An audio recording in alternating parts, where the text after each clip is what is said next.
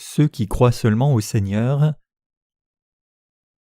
Marc 5, versets 25 à 43. Or il y avait une femme atteinte d'une perte de sang depuis 12 ans. Elle avait beaucoup souffert entre les mains de plusieurs médecins. Elle avait dépensé tout ce qu'elle possédait, et elle n'avait éprouvé aucun soulagement, mais elle était allée plutôt en empirant. Ayant entendu parler de Jésus, elle vint dans la foule par derrière et toucha son vêtement, car elle disait « Si je puis seulement toucher ses vêtements, je serai guérie. » Au même instant, la perte de sang s'arrêta et elle sentit dans son corps qu'elle était guérie de son mal. Jésus connut aussitôt en lui-même qu'une force était sortie de lui, et se retournant au milieu de la foule, il dit « Qui a touché mes vêtements ?» Ses disciples lui dirent « Tu vois la foule qui te presse et tu dis qui m'a touché ?»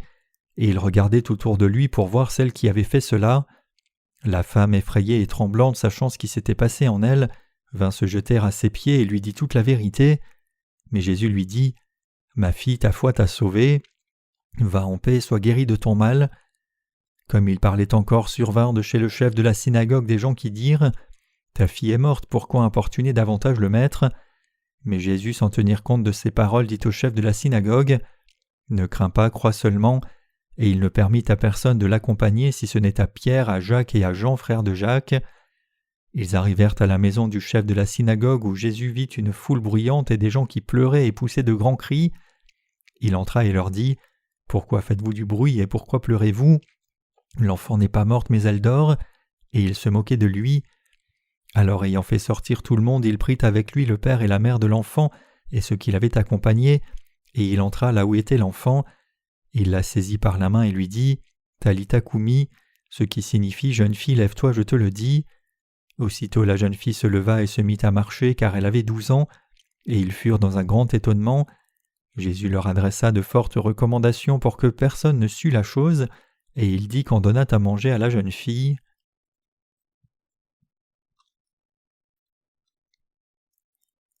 Le Seigneur répand sa grâce sur ceux qui demandent son aide. Quand Jésus voyageait sur les chemins, parfois des aveugles ou des lépreux venaient à lui et le suppliaient de le guérir, en disant « Jésus, fils de David, aie pitié de moi !» Jésus guérissait les lépreux et ouvrait les yeux des aveugles, les bénissant par des miracles. Ces gens venaient à Jésus parce qu'ils croyaient que lui seul pouvait guérir leur maladie.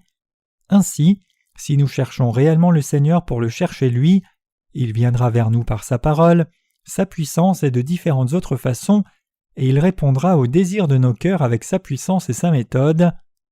Ici, dans le passage des Écritures d'aujourd'hui, nous voyons une femme qui souffrait d'hémorragie depuis 12 ans. Bien que cette femme ait vu beaucoup de docteurs, elle ne pouvait toujours pas être guérie peu importe combien elle payait. De toute évidence, elle a probablement essayé toutes sortes de médicaments indépendamment de leur coût.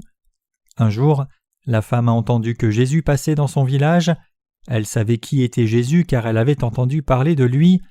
En d'autres termes, en ayant entendu parler des grands miracles et des signes que Jésus faisait en diverses occasions, comme ressusciter les morts, guérir les lépreux et les paralysés, elle savait qui était Jésus, et elle a cru que si Jésus était capable de faire de tels miracles, sa maladie serait guérie juste en touchant ses vêtements.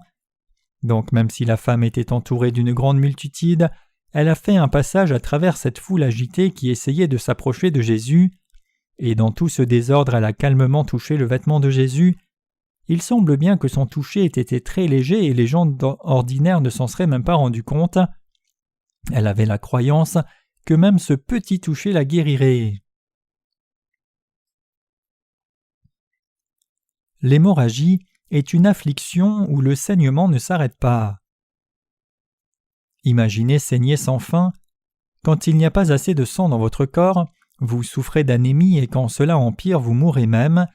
Il est impossible à ceux qui souffrent de cette condition de mener une vie normale, donc vous pouvez imaginer combien cette femme cherchait désespérément à être guérie de sa souffrance.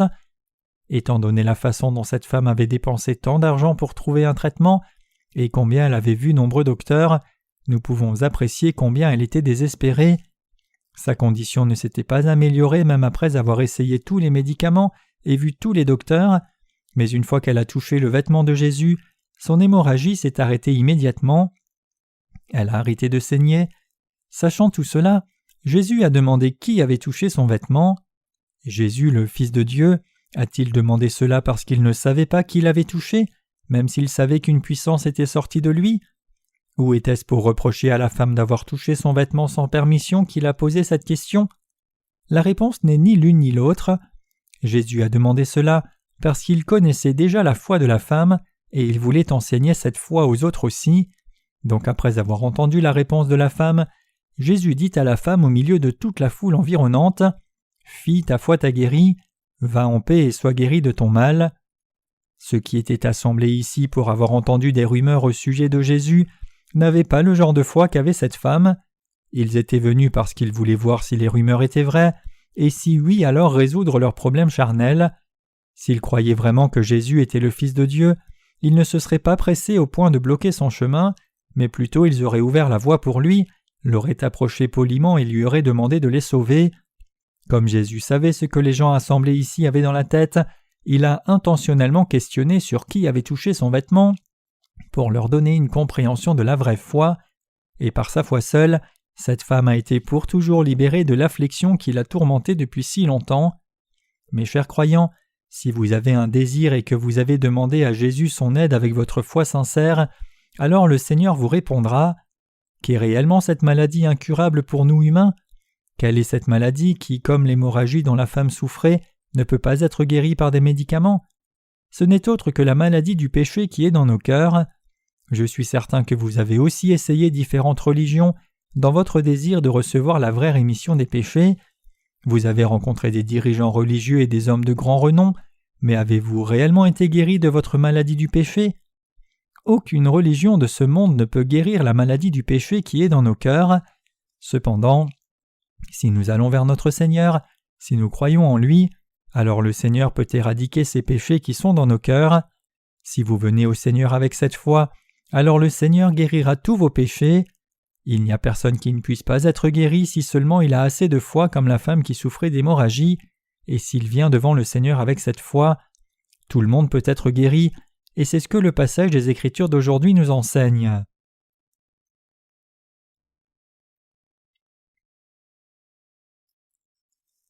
La femme souffrant d'hémorragie avait foi en Jésus comme son sauveur.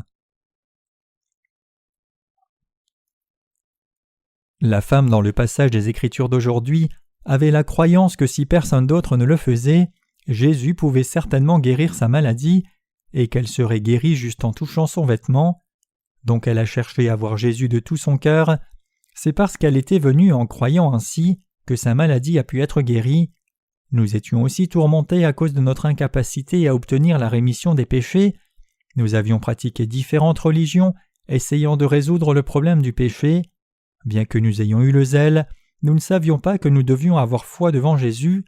Pire encore, nous n'avions pas de foi du tout.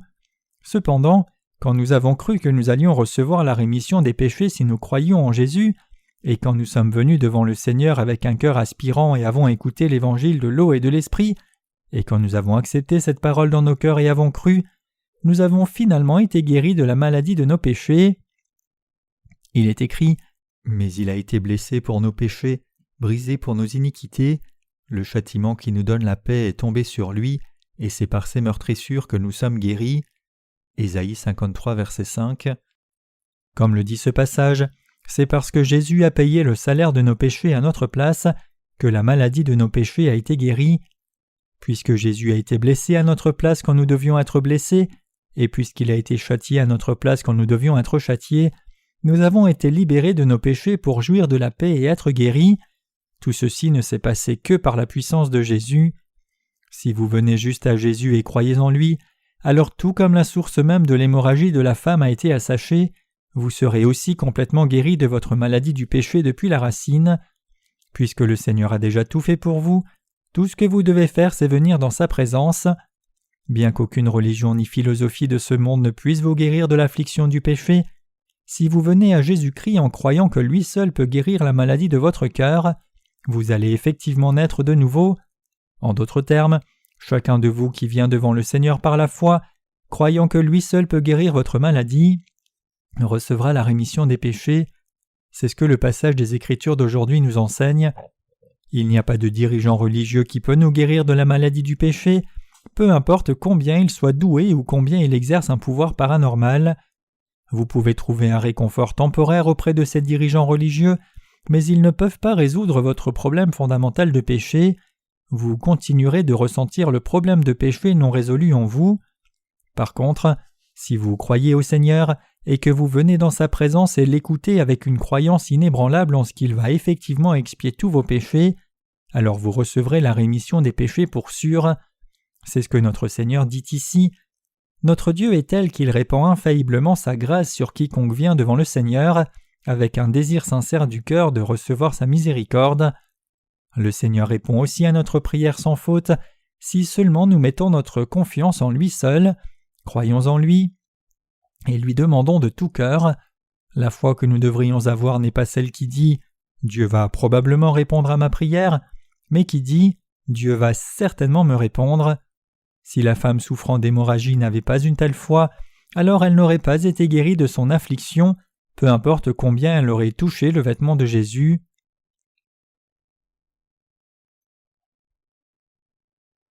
Le récit intercalé de la fille de Jaïrus. La synagogue juive, comme l'église d'aujourd'hui, était un lieu de rassemblement, et Jaïrus était à la tête de l'une de ces synagogues. Il avait une fille qui mourait d'une maladie grave, et comme il croyait que Jésus pourrait guérir sa fille, Jaïrus le supplia de venir dans sa maison, et il accompagnait maintenant Jésus vers sa maison. C'est sur le chemin que Jésus a rencontré la femme souffrant d'hémorragie, et alors que la femme a été guérie, Jaïrus a appris de son serviteur que sa fille était morte. Entendant cela, ceux qui étaient autour de Jaïrus lui dirent de ne pas amener Jésus chez lui. Il pensait probablement à travers cela qu'il n'y avait rien que Jésus puisse faire, puisque la fille était déjà morte, ou peut-être qu'ils essaient de trouver grâce juste pour eux-mêmes. Cependant Jésus ne s'est pas arrêté, mais a continué d'aller vers la maison de Jaïrus lui disant « Ne crains pas, crois seulement ». Quand Jésus est arrivé dans la maison de Jaïrus et a vu les gens qui pleuraient bruyamment, il a dit « Pourquoi faites-vous du bruit et pourquoi pleurez-vous ? L'enfant n'est pas morte mais elle dort. » Bien que les gens aient ridiculisé Jésus pour avoir dit cela, il a tenu la main de l'enfant et a dit « Tabitha Koumi ». L'enfant s'est alors levé immédiatement et a marché. En traduisant l'expression Tabitha Koumi, elle signifie « Petite fille, je te le dis, lève-toi ». Quand le Seigneur guérissait les malades, il n'a pas dit qu'ils seraient guéris s'ils observaient la loi fidèlement ou faisaient beaucoup de bonnes œuvres. Il leur a juste dit de ne pas avoir peur et de croire en lui. Cela signifie que si nous croyons seulement au Seigneur Jésus, alors nos désirs deviennent réalité. Même les morts peuvent être ramenés à la vie. Tout et chaque problème peut être résolu. C'est ce que notre Seigneur nous dit à travers le passage des Écritures d'aujourd'hui. Le problème cependant, c'est que le plus souvent nous nous appuyons sur autre chose que Jésus. Même si nous savons qu'il est inutile de chercher de l'aide de quelqu'un d'autre, nous pensons toujours dans nos pensées charnelles. Ce sera différent cette fois. Je suis certain que cela se finira différemment. Donc nous devons fermement rejeter de telles inclinaisons et reconnaître que seul Jésus peut résoudre nos problèmes et que lui seul peut rendre nos rêves réalité. Et vous devez réaliser que vos problèmes sont résolus seulement si vous demandez au Seigneur son aide, vous confiant en lui et disant « Seigneur, je crois en toi seul ». C'est ce que notre Seigneur nous dit ici. Tout ce que nous devons faire, c'est croire en Jésus. Nous devons seulement croire que nos péchés ont disparu grâce au sacrifice de Jésus. Jésus est venu sur la terre il y a très très longtemps, et il a déjà porté tous nos péchés en étant baptisé au Jourdain. Si vous croyez juste que Jésus a porté tous les péchés commis depuis le jour de votre naissance jusqu'au jour où vous allez mourir, chaque péché commis avec votre cœur ou vos actes, alors vous recevrez certainement la rémission des péchés et deviendrez une personne juste. Comme notre Jésus est tout-puissant et vrai, si nous le prions et nous confions en lui, il nous répondra sans faute. Cependant, le problème c'est que plutôt que nous appuyer sur lui et lui demander son aide, nous mettons notre confiance dans les menteurs autour de nous. Nous allons vers ici et là demander de l'aide et donner tout ce que nous avons, et quand cela ne fonctionne pas, c'est alors seulement que nous revenons vers Jésus et cherchons son aide. Peut-être que c'est pour cela que Jésus a attendu que la fille du chef de la synagogue meure dans le passage des Écritures d'aujourd'hui. Peut-être qu'il a attendu que la fille meure pour que Jaïrus mette tout son espoir en Jésus seul. Quel est le désir de notre Seigneur pour nous? Si vous avez vos propres moyens, essayez tout ce que vous pouvez, et si cela ne fonctionne pas, alors demandez mon aide, je résoudrai alors vos problèmes. Est-ce cela que le Seigneur nous dit ? Non, bien sûr que non. Il nous regarde calmement et attend que nous nous appuyions sur lui complètement, et il intercède auprès du Père pour nous. Romains 8, verset 34. Il attend que nous lui fassions confiance. En d'autres termes, le Seigneur attend que nous le prions avec une foi suffisante en lui. Nous devons réaliser ce désir du Seigneur. Bien que nous soyons prompts à abandonner nos attentes après avoir prié, notre Seigneur veut vraiment nous aider. C'est parce qu'il est le Dieu vivant et notre Sauveur. Personne d'autre sur la terre ne peut nous aider à part le Seigneur, donc confions-nous tous dans le Seigneur, croyant qu'il va infailliblement nous aider lorsque nous aurons besoin de son aide. Nos prières seront alors exaucées pour sûr. Bien que beaucoup de nos prières soient exaucées, de temps en temps nous voyons des prières rester sans réponse. Cela arrive quand nos prières ne sont pas marquées de notre foi. Cela arrive quand nous avons des doutes même en priant. Le Seigneur dit ce qui suit dans Jacques 1, versets 6 à 8. Mais qu'il la demande avec foi sans douter, car celui qui doute est semblable au flot de la mer, agité par les vents et poussé de côté et d'autre. Quant à l'homme ne s'imagine pas qu'il recevra quelque chose du Seigneur, c'est un homme irrésolu, inconstant dans toutes ses voies. En d'autres termes, quiconque prie en doutant ne devrait pas s'attendre à ce que le Seigneur réponde à sa prière. Ces gens sont irrésolus. Donc si votre requête n'a pas de réponse malgré une prière constante, vous devez vous examiner pour voir si oui ou non vous avez réellement la foi. Si votre prière est fondée sur votre propre envie, de telles prières n'ont pas de réponse non plus. En parlant de cela, Jacques 4, verset 3 dit « Vous demandez et vous ne recevez pas, parce que vous demandez mal dans le but de satisfaire vos passions. » Parmi ceux qui vont à l'église aujourd'hui, il y a des gens qui commencent tout à coup à fréquenter les réunions de prière du matin ou à prier et jeûner. Quand on leur demande ce pourquoi ils prient, ils disent qu'ils demandent à Dieu de les aider dans leurs nouvelles affaires ou pour que leurs enfants obtiennent une admission en école supérieure. Si leurs affaires sont pour la gloire de Dieu, ou s'ils veulent que leurs enfants intègrent les écoles pour mieux servir le Seigneur, alors le Seigneur acceptera leur prière avec plaisir. Mais si leur prière est motivée par leur désir de gagner plus d'argent pour satisfaire leur propre envie charnelle, et qu'ils veulent que leurs enfants soient dans une grande école pour renforcer leur propre ego, alors Dieu ne répondra jamais. Vous ne devez donc jamais prier pour satisfaire votre propre envie. Nous rencontrons beaucoup de problèmes dans nos vies. C'est précisément pour cela que nous avons besoin de l'aide du Seigneur. Mais combien croyons-nous au Seigneur ? Combien lui faisons-nous confiance ? Le Seigneur attend que nous mettions toute notre confiance en lui seul. Il attend que nous ayons une telle foi. La fille de Jaïrus a été réveillée. La fille s'est levée sur le simple ordre du Seigneur. Tabitha Koumi, petite fille, je te le dis, lève-toi. Elle s'est levée comme le Seigneur l'a commandé. Nous rencontrons tous beaucoup de difficultés et souffrons du problème du péché dans nos vies réelles. Et pour trouver une solution à ces problèmes, nous regardons à beaucoup de religions et voyons beaucoup de gens renommés essayant différentes méthodes, mais loin de trouver la solution, nous finissons par voir encore plus de souffrance. Qui devrions-nous alors voir pour trouver la solution à tous les problèmes de notre vie ? Est-ce le Seigneur ou devons-nous chercher des moyens du monde ? Comment la femme qui souffrait d'hémorragie a-t-elle trouvé la guérison ? Comment la fille de Jaïrus est-elle revenue à la vie ? Pensez à la solution réelle aux problèmes de votre vie. Ce que chacun de nous doit apprendre dans le passage des Écritures d'aujourd'hui, c'est que le problème du péché ne peut pas être résolu par un être humain. Alors quelle est la solution au problème de nos péchés ? Quand notre Seigneur a été baptisé au Jourdain, il a pris tous les péchés de toute personne de ce monde, et c'est ainsi que le problème de nos péchés a été résolu. Le Seigneur a effacé tous vos péchés et les miens, et il est allé à la croix. Comme son corps a été crucifié en portant tous nos péchés, il a payé le salaire de nos péchés à notre place, même si c'est nous-mêmes qui aurions dû les porter. Par ce sacrifice, le problème de nos péchés a été complètement résolu. Cela a été accompli par Jésus seul. Le Seigneur nous a tant aimés qu'il a abandonné sa vie pour nous comme cela, et il veut maintenant que nous croyions en lui seul. Et si nous croyons juste au Seigneur, il répandra ses bénédictions infinies sur nous. Bien que vous ayez reçu la rémission des péchés, pouvez-vous réellement lui confier votre vie entière dans la foi ? Croyez-vous réellement qu'il vous aidera ? Croyez-vous qu'il vous bénira ? Croyez-vous réellement seulement au Seigneur ? Nous avons tous besoin d'examiner notre foi.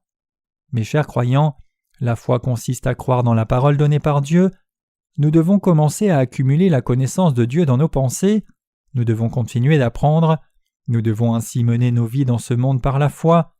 Si vous fréquentez juste l'Église régulièrement et pensez que c'est assez bon, vous périrez en un rien de temps. Quand vous entendez la parole, vous devez écouter attentivement en croyant la parole de Dieu de tout votre cœur. Croyez-vous que les messages que je prêche viennent de la parole de Dieu? Si vous ne croyez pas cela, alors cela signifie que vous ne croyez pas en Jésus non plus. Mes chers croyants, je vous demande de croire cet enseignement.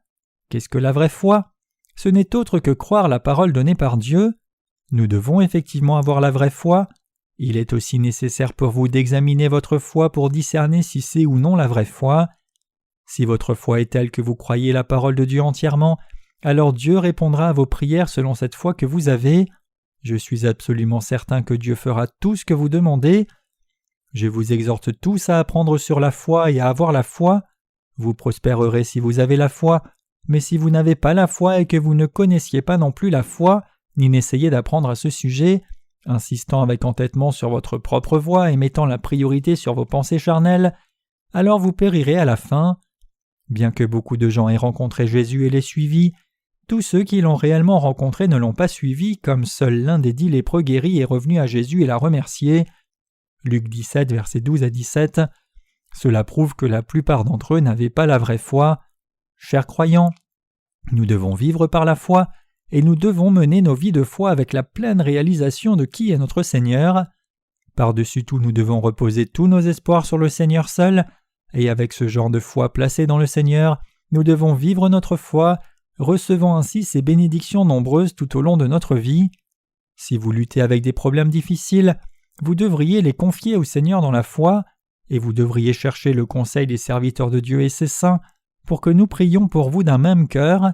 Et si vous n'avez vraiment pas assez de foi, apprenez à avoir la foi auprès des autres saints et cherchez leur aide, et vous serez alors en mesure de mener une vie bénie.